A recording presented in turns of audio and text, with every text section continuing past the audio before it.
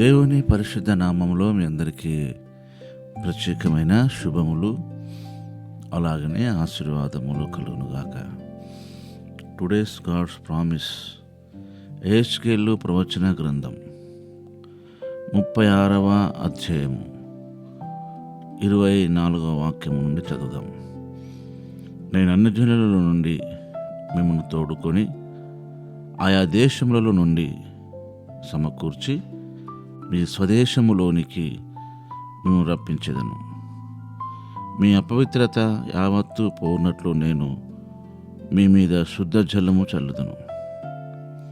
మీ విగ్రహం వలన మీకు కలిగిన అపవిత్రత అంతయు తీసివేసేదను. నూతన హృదయం మీకు ఇచ్చేదను, నూతన స్వభావం మీకు కలుగచేసేదను. రాతి గుండె మీలో నుండి తీసివేసి మాంసపు గుండెను మీకు ఇచ్చేదను. నా ఆత్మను మీ అందుంచి నా కట్టడలను అనుసరించి వారిగాను నా విధులను గైకొను వారిగాను మిమ్మల్ని చేసేదను. దేవుడు ఈ నూతన సంవత్సరంలో మనకు అనుగ్రహించిన వాగ్దానం. అయితే ఈ వాగ్దానములో మనము చేయవలసిన పనులు కూడా కొన్ని ఉన్నాయి. దేవుడు చేయవలసిన పనితో పాటు మనం చేయవలసిన పని కూడా ఉంది. ఆ పని ఏంటంటే, మీ అపవిత్రత అంతా యావత్తు పోనట్లుగా నేను మీ మీద శుద్ధ జలము చల్లుతాను. మన అపవిత్రత అంతా పోనట్లు మన పైన దేవుడు శుద్ధ జలమును చల్లుతానంటున్నాడు. జలము శుద్ధ జలము, పరిశుద్ధమైన వాటర్. జలము అంటే అది బైబిలు సాదృశ్యంగా అది దేవుని ఆత్మకు గుర్తు. అలాగనే దేవుని వాక్యానికి గుర్తు. ఇవి రెండు కూడా యోహాను సువార్తలో రాయబడ్డ మాట ఏంటంటే, ఒకసారి మీరు గమనించండి మీ వాక్య భాగాలను చూసి. యోహాను సువార్తలో 14వ అధ్యాయం, ఈ 14వ అధ్యాయములో మనం గమనిస్తే దేవుని ఆత్మకు సంబంధించిన విషయం రాయబడ్డది. అలాగనే అదే యోహాను సువార్తలో, యోహాను సువార్త 4వ అధ్యాయంలో 11వ వాక్య భాగం. అప్పుడు ఆ స్త్రీ, అయ్యా, ఈ బావి లోతైనది, చేదుకొనుటకు నీకేమీ లేదే. ఆ జీవజలము ఎలాగూ నీకు దొరుకును? తానును తన కుమారులను పశువులను ఈ బావి నీళ్లు తాగి మాకిచ్చిన మన తండ్రి అయిన యాకోబు కంటే నువ్వు గొప్పవాడవా అని ఆయన అడిగాను. అందుకు యేసు, ఈ నీళ్లు త్రాగు ప్రతివాడు మరల తప్పికొనును. నేనిచ్చు నీళ్లు త్రాగువాడు ఎప్పుడూ తప్పికొనడు.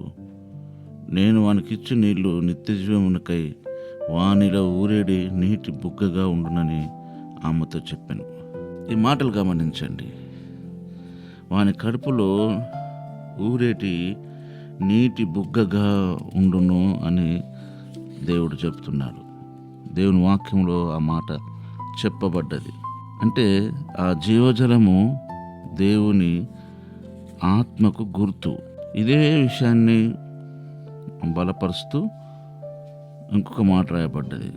యోహాను సువార్త 7వ అధ్యాయంలో గమనిస్తే 38వ వాక్యం, నయందు విశ్వాసం ఉంచు వాడెవడో లేఖనము చెప్పినట్టు వాని కడుపులో నుండి జీవజల నదులు పారుని బిగ్గరగా చెప్పాను.